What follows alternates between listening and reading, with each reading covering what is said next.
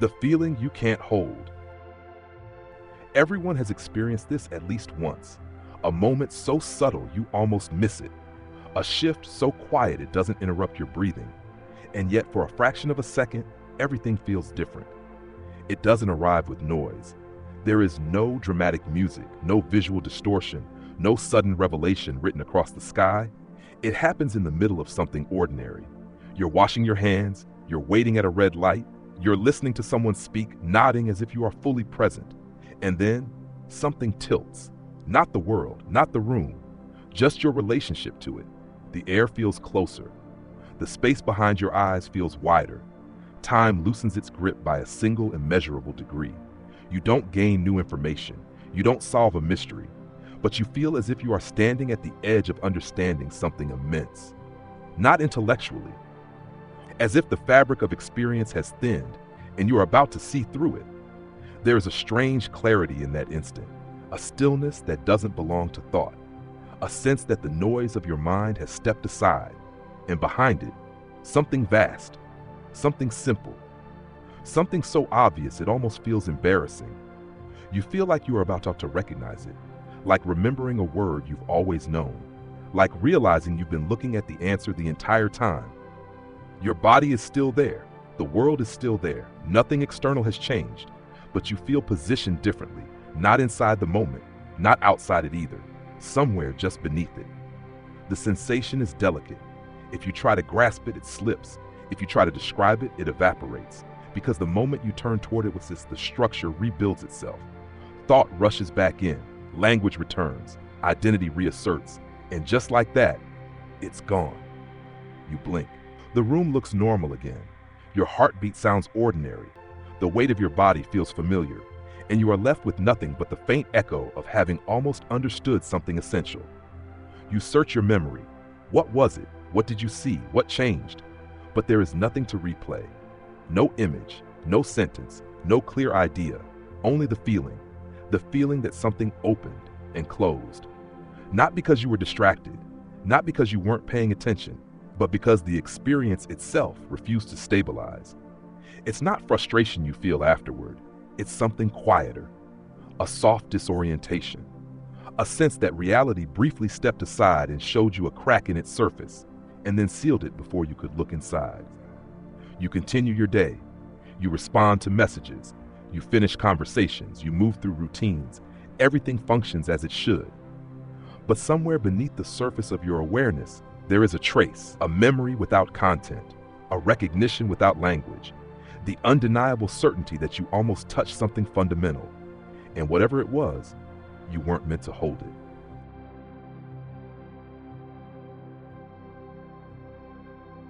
The glitch in awareness, it never announces itself.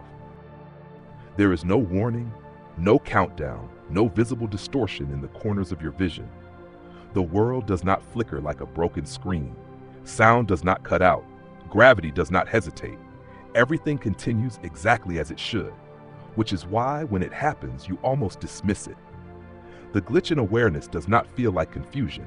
It feels like precision. You could be in the middle of a conversation. Someone is speaking, you're listening. Words are entering your mind, forming meaning, generating response. The exchange is normal, predictable, structured. And then, for a fraction of a second, you are no longer only listening.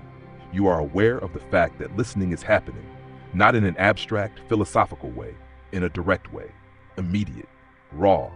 It's as if your attention splits without dividing. You remain in the moment, but you also step 1 inch behind it. The experience doesn't stop. It becomes visible. You feel the construction of it, the way sound turns into meaning, the way thought rises to answer, the way identity positions itself inside the exchange. It is subtle, so subtle that if you move too quickly, it vanishes. But if you remain still, internally still, the sensation grows sharper.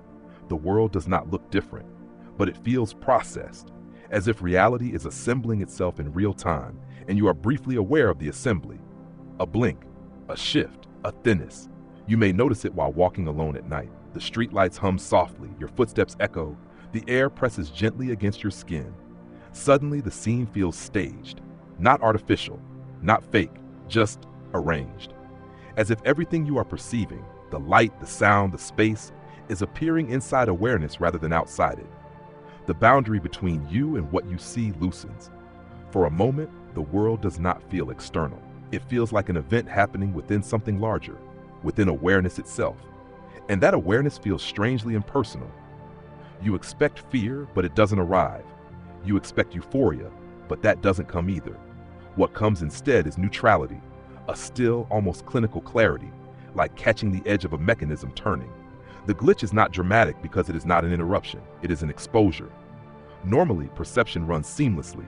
You see, you think, you react. The system is fluid, self-reinforcing, automatic. But during the glitch, the automatic becomes visible. You notice the speed at which thoughts label experience. You notice how quickly identity claims ownership of sensation. You notice how the mind rushes to stabilize ambiguity. And in noticing this, something destabilizes, just slightly. There is a peculiar sensation that accompanies it, a feeling that time has widened, not slowed down, widened, as if more space exists between stimulus and response, between perception and interpretation, between this is happening and this is happening to me. In that widened space, something fundamental becomes obvious. You are not inside the world in the way you assumed. You are inside awareness, and the world is appearing within it. This realization does not arrive as a sentence. It arrives as orientation, a shift in positioning. And it is so simple that it almost feels absurd. How could this have been missed? How could something so immediate have gone unnoticed for so long? But the moment that thought forms, the glitch begins to close. Because the mind attempts to grasp it, to categorize it, to integrate it into narrative. And narrative restores continuity. Continuity restores stability. Stability restores the illusion of seamlessness. The system recalibrates. The exposure fades. You are back to being a person in a world, rather than awareness within which the world appears. What makes the glitch unsettling is not what it shows, it's how quickly it disappears. If it were sustained, it would become a new normal. If it were dramatic, you would remember it clearly. But it is neither. It is a microfracture in perception, too brief to hold, too precise to ignore. Afterward, you may question it. Was that dissociation? Was it fatigue? Was it stress? But those explanations feel slightly off, because dissociation feels distant. This felt intimate, closer than normal experience, not removed from reality, but closer to its core. The glitch does not take you away from the world. It reveals that you have never been where you thought you were, that the sense of being a solid observer located behind your eyes is a construct, a useful one, a stabilizing one, but a construct nonetheless. And for a moment, you see the stitching. You see how identity forms around sensation, how memory reinforces continuity, how attention selects and excludes. You see the machinery, and machinery once seen is difficult to unsee, which is why the system does not allow the view to remain open for long. The mind is not designed for permanent exposure to its own foundations. It is designed for function, for navigation, for survival within structure. A sustained awareness of the mechanism might interfere with participation, so the glitch resolves itself. Thought reasserts dominance. Emotion resumes its usual rhythm. The narrative voice returns. I am here, this is happening, I understand. And the thinnest thickens, the widened space narrows. The seamless illusion restores itself so perfectly that you begin to doubt anything shifted at all. But something lingers, a faint echo, a sense that you brushed against the edge of something vast and impersonal. Not mystical, not supernatural, simply fundamental. You almost notice the fact that experience is happening, not to you, but within awareness. And awareness is not as personal as it feels. That is the glitch, not a break in reality, a break in assumption, a moment where the invisible frame of perception becomes visible, a moment where the observer flickers, where the boundary softens, where the structure reveals its scaffolding. And then gently, carefully, it hides itself again. Not out of malice, not out of deception, but because the experience you call normal life depends on not seeing the frame. It depends on immersion, on identification, on forgetting that perception is assembled. So the glitch is brief, mercifully brief, just long enough to create a question, just long enough to leave a trace, just long enough for you to wonder, what was that? And why did it feel like I almost saw something I wasn't supposed to see?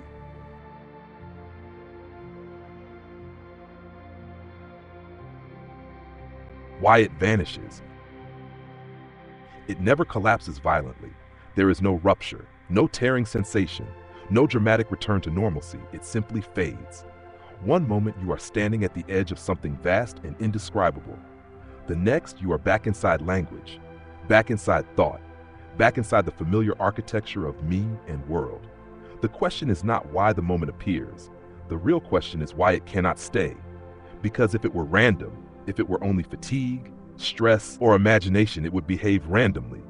But it doesn't. It follows a pattern. It opens when attention becomes quiet.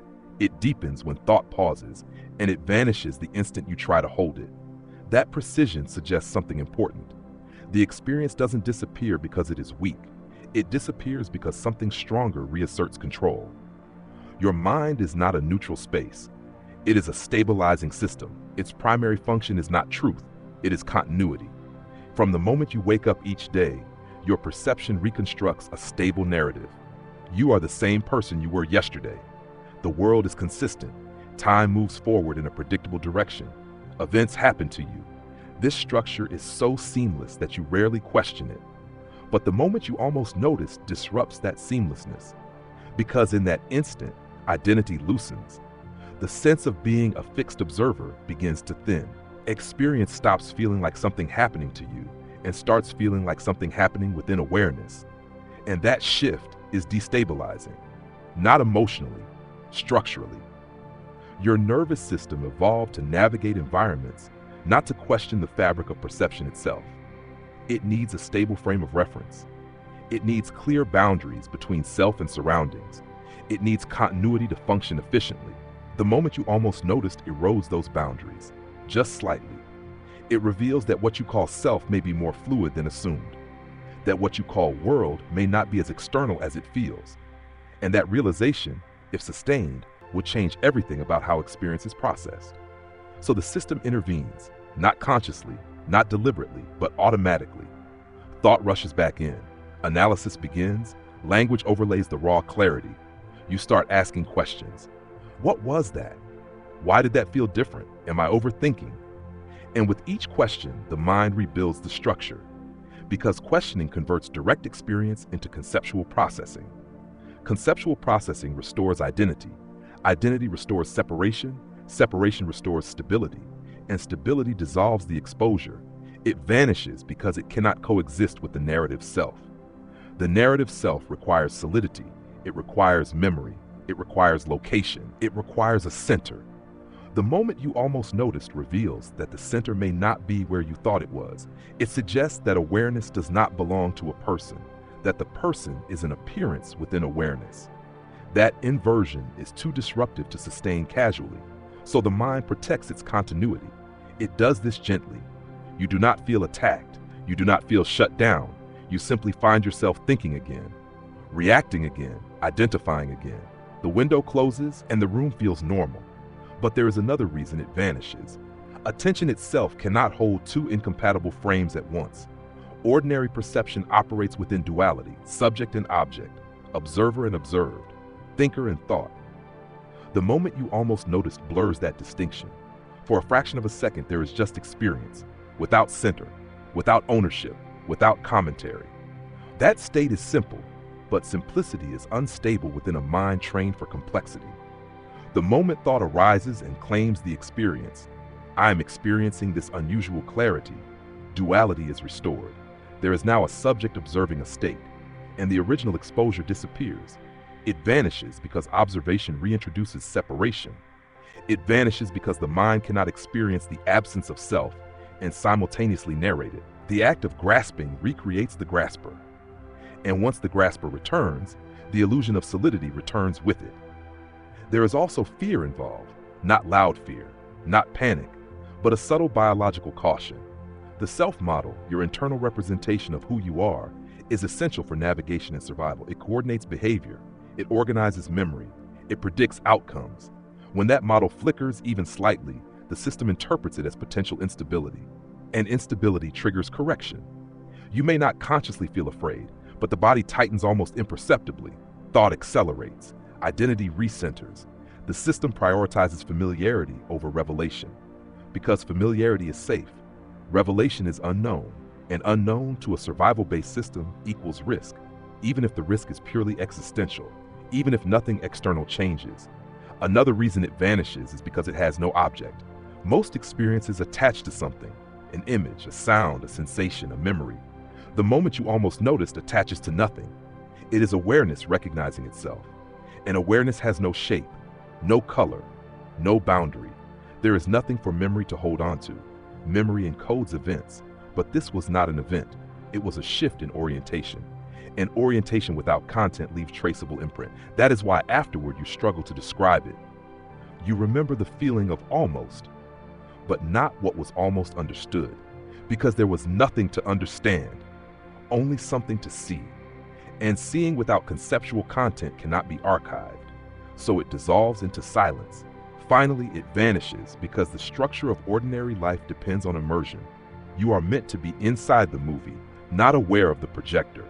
You are meant to feel like a character moving through a world. If you remained aware of the mechanism constantly, the emotional intensity of experience would soften. Drama would feel less absolute. Conflict would feel less personal. Achievement and loss would feel less definitive. Participation would weaken. The system preserves engagement. It restores identification. It ensures that you return to being someone living a life rather than awareness within which life unfolds. This is not a flaw. It is design. Not necessarily intentional design, but functional design. The organism operates best when immersed, so the glimpse cannot remain open for long. It appears, it reveals, it withdraws. But here is the subtle truth. It vanishes from attention. It does not vanish from possibility. The capacity to notice remains. The structure remains thin beneath the surface. The seam is still there. The reason it disappears is not because you imagined it. It disappears because holding it requires a different relationship to thought, a different tolerance for groundlessness, a different willingness to let identity loosen without immediately rebuilding it. And most of the time, without even realizing it, you choose stability, you choose continuity, you choose the comfort of being someone. So the system complies. The window closes, the narrative resumes, the world feels solid again. But somewhere beneath the solidity, the memory of the flicker remains. A quiet knowing that for one brief instant, the frame was visible, and the reason it vanished is the same reason it mattered.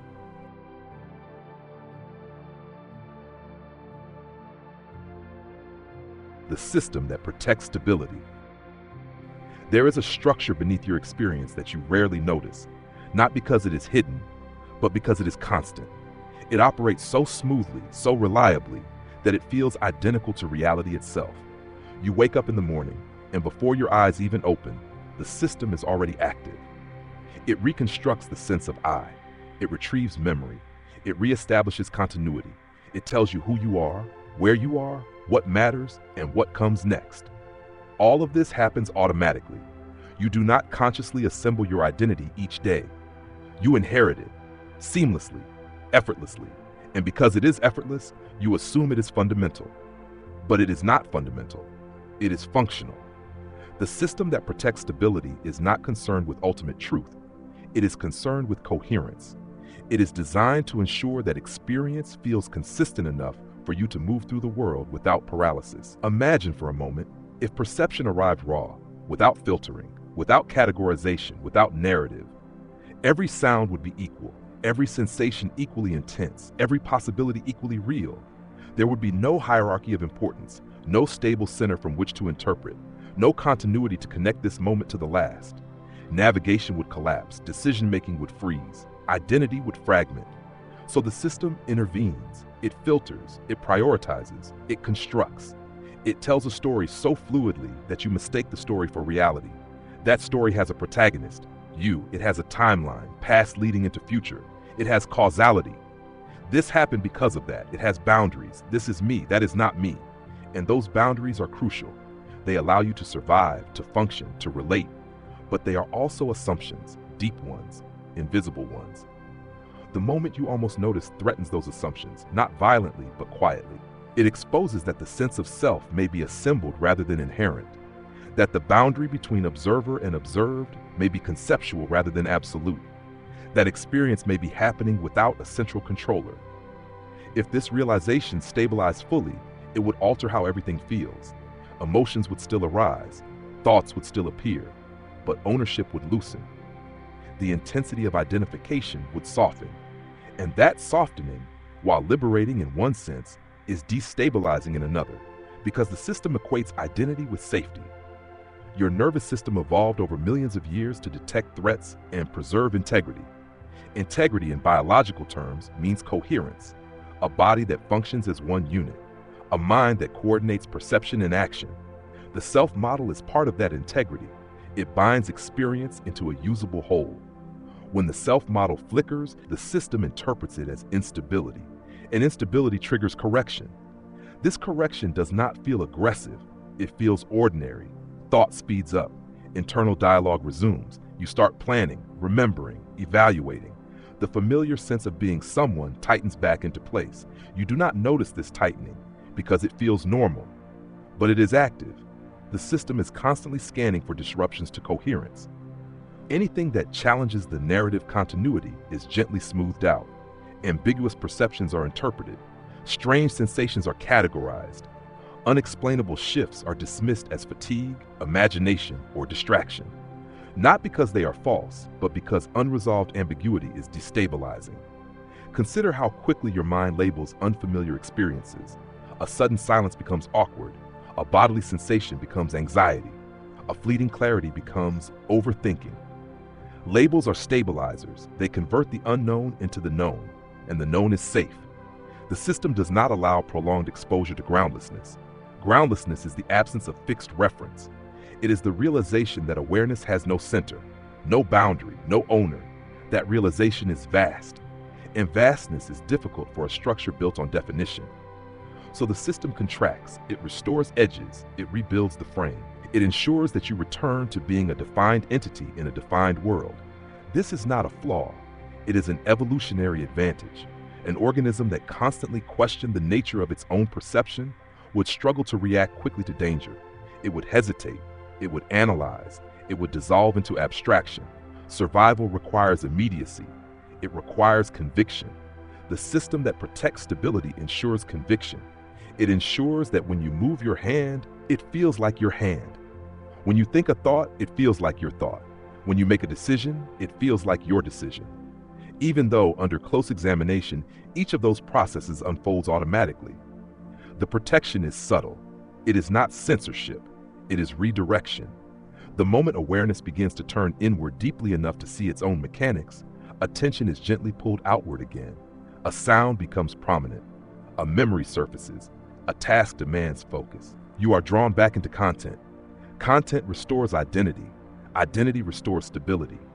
There is also social reinforcement. From early childhood, you are taught to identify as a separate self. You are given a name. You are praised or corrected. You are told what belongs to you and what does not. This conditioning strengthens the self-model. It embeds it deeply. By adulthood, it feels unquestionable. So when a crack appears in that model, even briefly, it feels anomalous. The system prefers familiarity. It prefers repetition.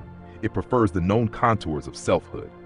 Because those contours allow predictable interaction with others. Without a stable self-concept, social dynamics become confusing. Roles blur, responsibility diffuses. The system maintains clarity so relationships can function smoothly. Another layer of protection lies in memory. Memory is selective. It reinforces experiences that align with identity and filters those that do not. The moment you almost noticed does not align with the narrative self. So memory does not prioritize it. It fades quickly, not erased, but deprioritized. It becomes a faint impression rather than a vivid event. This ensures that daily functioning remains intact. Yet beneath all this protection, something remains unchanged. Awareness itself. The system protects stability within experience. But awareness is not threatened by instability. Awareness does not require coherence. It does not require narrative. It does not require identity. It simply allows. The protection exists within the mind, not within awareness. And that distinction matters, because it means the glimpse was real, not in the sense of being a supernatural revelation, but in the sense of revealing the scaffolding. You saw for a moment that the stability of experience is constructed, and the system, doing exactly what it was designed to do, restored the construction. It is not your enemy. It is not deceiving you maliciously. It is preserving function. But once you recognize that there is a system protecting stability, a subtle shift occurs. You no longer assume that what feels solid is ultimate. You begin to sense the fluidity beneath the structure. You notice how quickly thought rushes in to define, how rapidly identity claims ownership, how seamlessly the narrative resumes. And instead of fighting it, you observe it. Observation does not dismantle the system, but it reveals its activity. You can still participate fully in life. You can still think, decide, act, relate, but somewhere in the background, there is a quiet understanding. Stability is maintained, not inherent, protected, not absolute. And the next time awareness leans too far inward, the next time the frame flickers, you may notice the correction happening, the tightening, the labeling, the return to normal. And instead of being confused by why it vanished, you will understand. The system that protects stability did exactly what it was built to do. It preserved coherence, it restored identity, it ensured continuity, so that the story could continue, so that you could continue. And perhaps just beneath that seamless continuation, you will sense the quiet truth. The structure holds, but it is held. And sometimes, just for a second, you see the hands.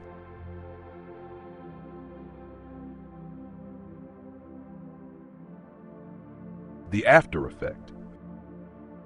The moment itself is brief, almost too brief to register. But what lingers afterward is not. It does not arrive as a clear memory. There is no image you can replay, no sentence you can quote back to yourself. If someone asked you what happened, you would hesitate. I don't know, you might say, because you don't. And yet something unmistakable remains, a subtle displacement. Not dramatic enough to disrupt your routine, not intense enough to demand explanation, but noticeable, like a painting that has been shifted slightly off center on the wall. Everything is still there, nothing is broken, and yet something feels misaligned. You continue your day, you respond to messages, you finish conversations, you walk through familiar spaces. The world behaves exactly as it did before, but it no longer feels entirely unquestioned. There is a thinness beneath it, a faint awareness that what feels solid might not be as absolute as it appears. This is the after effect. It is not fear, it is not enlightenment, it is not confusion. It is a quiet, persistent sensitivity. As if your perception has become slightly more transparent, you notice things you usually ignore. The way thoughts appear on their own, the way emotions rise without permission, the way reactions form before you consciously decide them. You begin to see the automatic nature of experience, not philosophically, directly. When irritation arises, you notice it forming. When joy surfaces, you observe its texture. When a memory pulls you backward in time, you feel the mechanism of recall. The after effect is not dramatic clarity. It is gentle decentering. The sense of being the unquestioned center of experience loosens just enough to create space. And in that space, ordinary life feels subtly different. You may find yourself pausing more often, not because you are trying to analyze, but because something in you hesitates before fully identifying, before saying, "This is happening to me." There is a split second of neutrality, a flicker of distance, and then the identification returns. But you felt the gap, and that gap changes something. The after effect also carries a strange familiarity, as if what you glimpsed was not new, as if it was something you have always known but rarely allowed yourself to see. There is no grand revelation attached to it, no cosmic insight, just a soft recognition, a feeling of having brushed against something foundational. And that recognition does not fully disappear. It hums quietly in the background of your thoughts. You might try to dismiss it. You might tell yourself it was nothing, a moment of distraction, a lapse in attention. But dismissal feels incomplete, because what lingers is not confusion. It is coherence of a different kind. Not the coherence of narrative, but the coherence of stillness. You may notice that certain conflicts feel less absolute. Arguments feel slightly less personal. Criticism stings a little less sharply. Because somewhere beneath the surface, you are no longer entirely convinced that the self being defended is as solid as it once seemed. This does not make you detached. It makes you less entangled. The after effect does not remove emotion. It reduces total immersion. You still feel, you still react, but there is a faint awareness accompanying it. A sense that the reaction is unfolding rather than being commanded. This can be disorienting at first, because identity thrives on certainty, and the after effect introduces uncertainty, not about facts, about positioning. You begin to question subtle assumptions. Where exactly is the observer? Is it behind your eyes, inside your head, or is that just a convenient mental image? When you close your eyes and notice sensations, where do they occur? When a thought appears, where does it come from? These questions may not form clearly. They may remain wordless, but they influence how you experience the next moment. Time itself can feel different. Not slower, not faster, but less rigid. The sense of being carried forward by a fixed timeline softens. Moments feel more immediate, less anchored to narrative. You may find yourself more present, not because you are trying to be mindful, but because the grip of constant self-referencing has loosened slightly. The after effect can also bring unease, not panic, but vulnerability. Because without total identification, the ground feels less solid. You realize how much of your confidence depended on assuming a fixed center. When that center softens, certainty softens with it. There may be moments where you wish you had not glimpsed anything at all, because immersion is comfortable. Clarity can be destabilizing, yet alongside the unease, there is relief, a subtle lightness, as if some invisible weight has been reduced. The weight of maintaining a consistent image, the weight of defending every thought, the weight of being the unquestioned author of experience. You begin to sense that much of what you called control was interpretation, that thoughts arise, that emotions surge, that decisions form, and afterward, a narrative claims them. I chose, I decided, I felt. But the after effect reveals that these processes unfold before the claim. This realization does not remove responsibility. It removes illusion, and illusion is heavy. So even as the system restores stability, as identity reasserts itself, you are no longer entirely convinced. There is a softness at the edges, a recognition that the story is being told in real time, and that recognition changes how tightly you grip it. You might become more curious, less reactive, more tolerant of ambiguity, because you have seen that certainty is constructed. The after effect is subtle. It does not demand lifestyle changes. It does not force spiritual conclusions. It simply adjusts the lens. The world looks the same, but you know, somewhere deep down, that the way it appears depends on awareness. And awareness is not confined to the character you play. Over time, the intensity of the after effect may fade. The system that protects stability will continue to operate. Identity will feel solid again. The narrative will resume full strength. But something irreversible has occurred. You cannot completely forget that the frame flickered. You cannot entirely unsee the thinness. And so even when life feels fully immersive again, there will be moments, tiny pauses, subtle gaps, where the after effect resurfaces. A quiet reminder that experience is unfolding within something wider than the self-concept. The most curious part of the after effect is this. It does not push you away from life. It brings you closer. Because when identification softens, attention sharpens. You listen more carefully. You observe more gently. You engage without gripping. You become less concerned with defending a position and more interested in noticing what is actually happening. The after effect is not a conclusion. It is an opening. Not dramatic, not permanent, but real. It is the echo of having almost noticed. And echoes, even when faint, carry information. They tell you that something vast passed through the space, that something shifted, even if only briefly. And long after the original moment has dissolved, the after effect remains as a quiet orientation, a subtle knowing, that beneath the solid appearance of self and world, there is a fluidity, a simplicity, a stillness. And once you have sensed it, even for a second, you are never entirely the same again.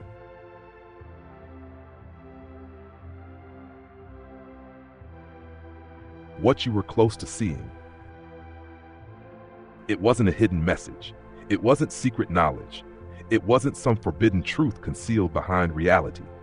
What you were close to seeing was not something added to experience. It was something already there, constant, unmoving, so obvious that it disappears beneath its own simplicity. You were not about to uncover information. You were about to notice the structure of noticing itself. The reason it felt immense is because it did not belong to thought. It belonged to orientation. For a fraction of a second, the center shifted. Instead of being a person inside a world, looking out, There was simply experience happening. No clear boundary between observer and observed. No solid you standing apart from what was seen. Just seeing, just hearing, just being. And that shift is radical, even though it feels quiet. Because your entire life has been organized around a central assumption that you are located somewhere, behind your eyes, inside your head, at the center of perception. From that location, the world appears outside you. Events happen around you. Time carries you forward. But what you were close to seeing is that this center is constructed. It is not found in direct experience. If you look carefully, without thinking, without imagining, where is the observer? You can find sensations, you can find thoughts, you can find images. But can you find the one who owns them? The one who is supposedly behind them? What you almost noticed was the absence of that solid center. Not its destruction, its absence. The sense of me is a process, a movement of thought claiming experience, a narrative assembling in real time. When a thought arises saying, "I'm seeing this," it creates the impression of a seer separate from the seen. But before that thought appears, there is simply seeing, pure, immediate, without commentary. What you were close to seeing was that awareness does not belong to a person. The person appears within awareness. This is not mystical, it is direct. Everything you experience, sound, sight, memory, emotion, appears within awareness. Even the sense of being a body appears within awareness.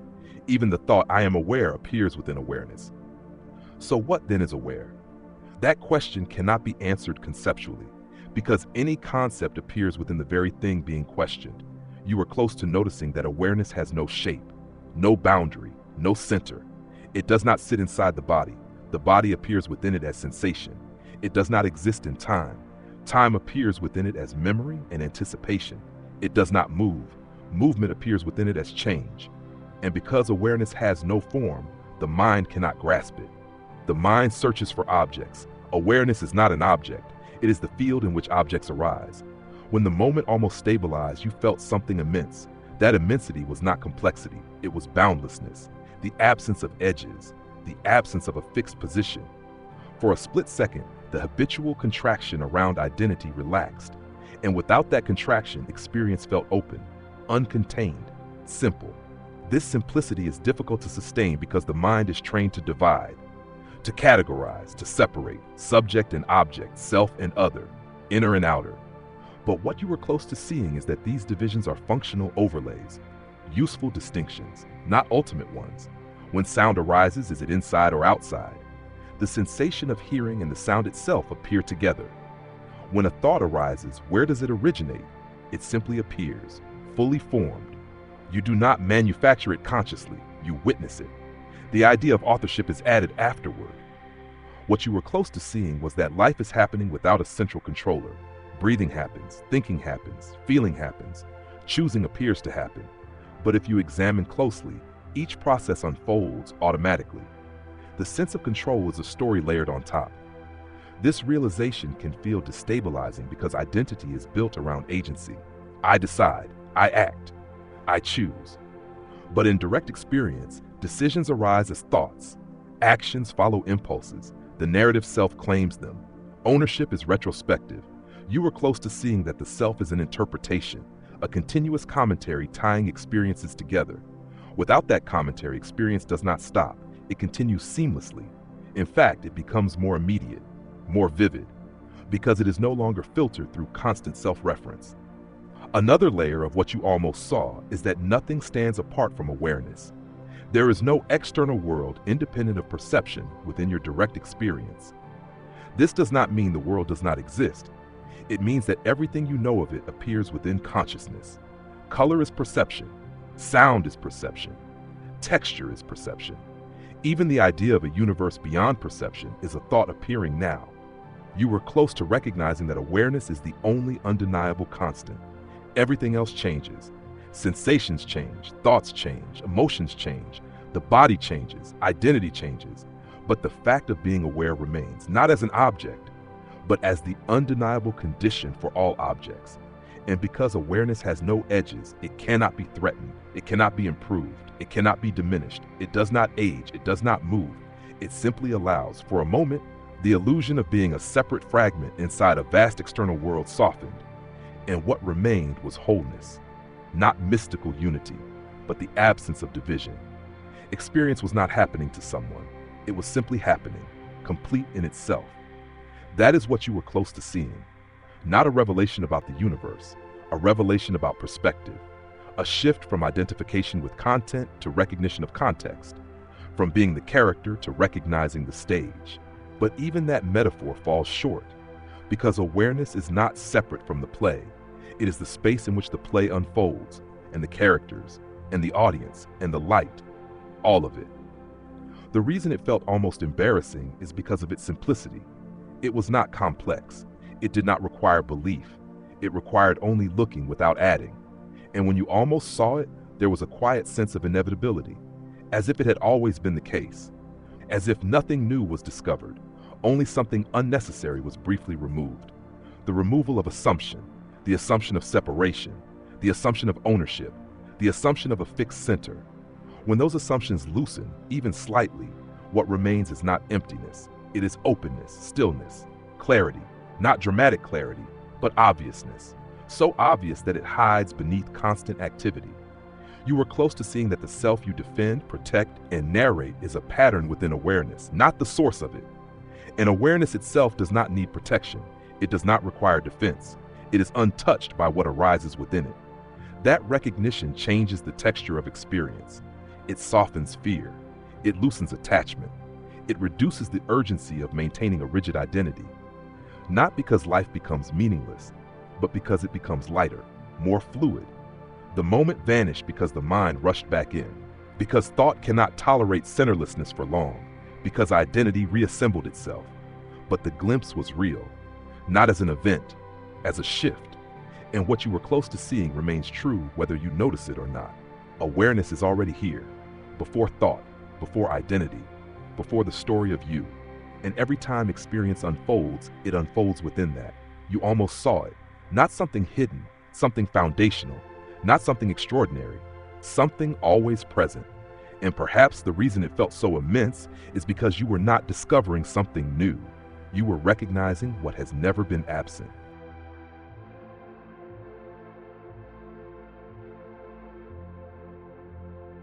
The recognition. Recognition does not arrive as fireworks. It does not split the sky or silence the world. It arrives quietly, almost shy, like something that has been waiting patiently for you to stop looking everywhere else. After the moment vanishes, after the system restores stability, after identity tightens back into its familiar shape, something remains. Not clarity, not confusion, but recognition. It is different from realization. Realization feels like acquiring knowledge. Recognition feels like remembering something you never learned. There is a subtle shift in how you relate to experience. You no longer fully trust the solidity of it, not in a paranoid way, not in a detached way, but gently, as if you've seen the scaffolding behind the walls, and now you know the walls are not self-existing. You continue living normally. You speak, you work, you react. But there is a quiet layer beneath your reactions, a background sense that everything happening is unfolding within awareness, not inside a person, within awareness. This recognition does not erase the self, it softens it. The I still appears, thoughts still say, I feel, I think, I want, but they feel lighter, less absolute. You begin to notice that identity is fluid. It shifts depending on context. With friends, you are one version. At work, another. Alone, another still. And yet awareness remains constant. It does not change with roles. It does not tighten or loosen. It simply contains whatever arises. Recognition is the understanding, not conceptual, but felt, that awareness is primary. Everything else is secondary. The body appears within it. Thoughts appear within it. Emotions surge and dissolve within it. Even confusion appears within it. And because of this, something relaxes. You are no longer trying as hard to control the flow of experience, because you see that control was never as centralized as it felt. Decisions still happen, actions still occur, but you sense the automatic intelligence behind them. Breathing happens without instruction. The heart beats without permission. Thoughts emerge without manual construction. Life is living itself. And the recognition is this: you are not separate from that unfolding. You are not standing outside directing it. You are the field in which it unfolds. This does not inflate you. It dissolves you, not into nothingness, into simplicity, the simplicity of being. Recognition also changes your relationship to fear. Fear may still arise, but it is seen. It is not immediately fused with identity. Instead of I am afraid, there is fear is present. Instead of I am broken, there is pain is appearing. That slight shift creates space, and space reduces suffering, because suffering intensifies when identity grips experience. Recognition loosens that grip. It does not remove life's challenges. It removes the extra layer of resistance. You may find that silence feels different, less empty, more alive. Not because something mystical has occurred, but because awareness of awareness is inherently full. There is no need to fill the space with constant thought. You begin to appreciate the pauses between words, the stillness between breaths, the quiet intervals where nothing demands interpretation. Recognition is subtle. It does not shout, "You are enlightened." It whispers, "This has always been so." It carries no superiority, no dramatic transformation. It simply removes confusion about where experience is happening. You once assumed it was happening to a solid self.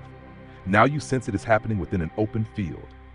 This changes how you relate to others. If your own identity is fluid, so is theirs. If your thoughts arise automatically, so do theirs. Compassion becomes easier. Judgment softens, because you see that everyone is operating within the same unfolding process. Each person believes they are the central controller. Each person defends a constructed identity. Each person moves through narratives that feel absolute. Recognition does not make you above that. It makes you aware of it, in yourself first, and then everywhere. There is humility in this, a quiet understanding that the sense of personal authorship is thinner than assumed. And with that humility comes ease. You do not have to maintain a perfect image. You do not have to win every internal argument. You do not have to secure your identity at every turn, because identity is no longer your foundation. Awareness is. Recognition also dissolves the urgency to get somewhere. If awareness is already complete, what exactly are you trying to improve? Growth still happens. Learning still unfolds, but it unfolds naturally, not from deficiency, but from curiosity.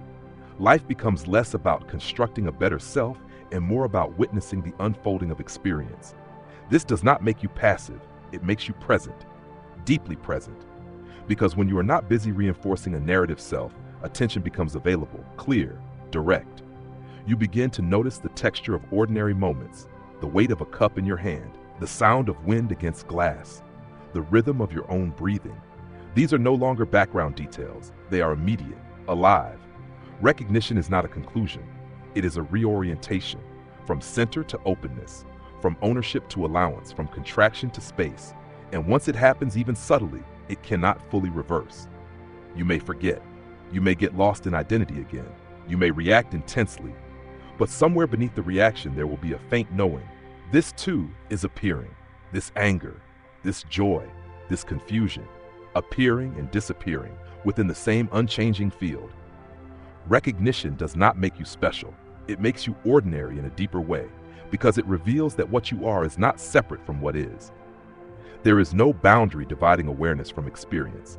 There is no hidden observer behind the scenes. There is simply this, unfolding. And the final recognition may be the simplest.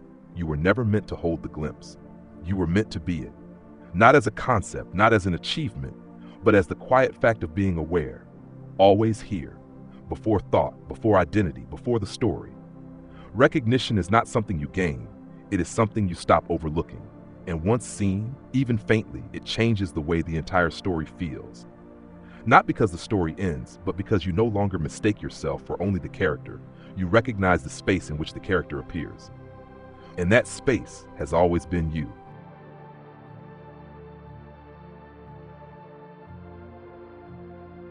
The line you weren't supposed to read. There is always a line, not a physical one, not written in ink, but a boundary woven into perception itself. Most of the time, you never approach it. You live within the structure comfortably. You move through thoughts, emotions, conversations, routines. You assume the world is as it appears, and that you are who you seem to be. The line stays invisible, because it only becomes visible when you lean too far inward. When awareness begins to observe not just objects, but itself. The line you weren't supposed to read is not hidden in a book. It is hidden in orientation. It is the moment awareness recognizes its own presence without turning it into an object. And that recognition is unstable, because the entire structure of normal experience depends on one assumption: that you are inside the frame, that you are the character, that awareness belongs to someone. The line appears when that assumption wavers. It happens quietly. You might be sitting alone, or walking through a familiar street, or staring at nothing in particular. And then, for a second, the center drops, not physically, not dramatically, but perceptually. The sense of being located behind your eyes loosens, and what remains is simply this: uncentered, open, without an observer standing apart from it. That is the line, the point where identity stops being unquestioned, where the narrative voice falters, where the thought, "I am experiencing this," feels slightly delayed. You were not supposed to read it because reading it changes participation. If you fully see that experience is not happening to a separate self, immersion shifts, drama softens, fear loosens, achievement feels lighter, loss feels less absolute. The intensity of identification decreases, and life, as a tightly gripped story, relaxes. But the system prefers immersion. It prefers identification. It prefers the solidity of self. So when you approach the line, something pulls you back. A thought arises, a distraction appears, a memory surfaces, attention redirects outward, and the line dissolves. You return to being someone in a world, not awareness within which the world appears, but the trace remains, a faint echo, a subtle knowing that you almost crossed something, not into another dimension, but into a clearer orientation. The line is not forbidden. It is simply fragile. It cannot be held by force. The moment you try to analyze it, you step back inside identity.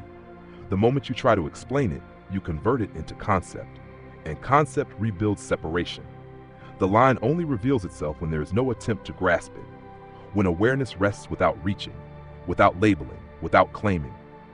In that resting, something obvious emerges. There is no distance between awareness and what is appearing, no gap between observer and observed. The line you weren't supposed to read says this: there was never a separate reader. That realization is too simple for the mind. The mind seeks complexity. It wants teachings, practices, systems, explanations. But the line contains none of that. It contains only absence. The absence of a fixed center, the absence of ownership, the absence of division. And because absence feels like loss to identity, the system resists it. It restores the reader. It restores the thinker. It restores the narrator. So the line fades. You go back to reading the world as if you are separate from it. But now something is different. You have sensed the seam. You have felt the brief collapse of distance. You have glimpsed the possibility that awareness is not personal, that it does not belong to you, that you arise within it. This is not a mystical claim. It is direct. Every experience you have ever had appears within awareness. Even the idea of a world beyond awareness appears as a thought within awareness. The line points to this simplicity, and simplicity is destabilizing because it removes hierarchy. If awareness is primary, what happens to the story of becoming? What happens to the endless pursuit of improvement? What happens to the tension of defending identity? They lose their absolute urgency. They continue, but they soften, and a softened identity is less reactive, less fearful, less rigid. Perhaps that is why the line is rarely read, because rigidity maintains structure, softness dissolves it. Yet the line is always there. It is present in every pause between thoughts, every moment of silent observation, every instant before a reaction forms. It whispers, look, not outward, not inward, just look. And when you do, without expectation, without analysis, without the need to become, the line becomes visible again.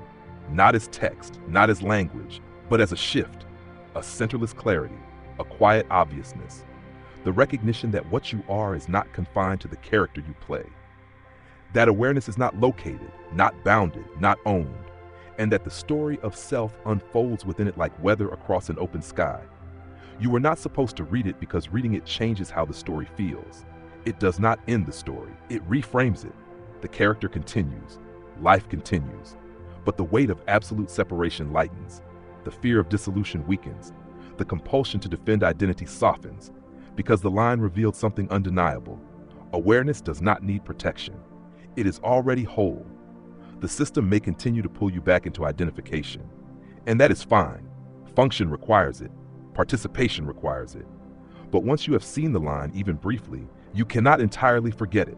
It waits quietly beneath every moment, not demanding attention, not insisting on recognition, just present, like an unwritten sentence at the edge of perception.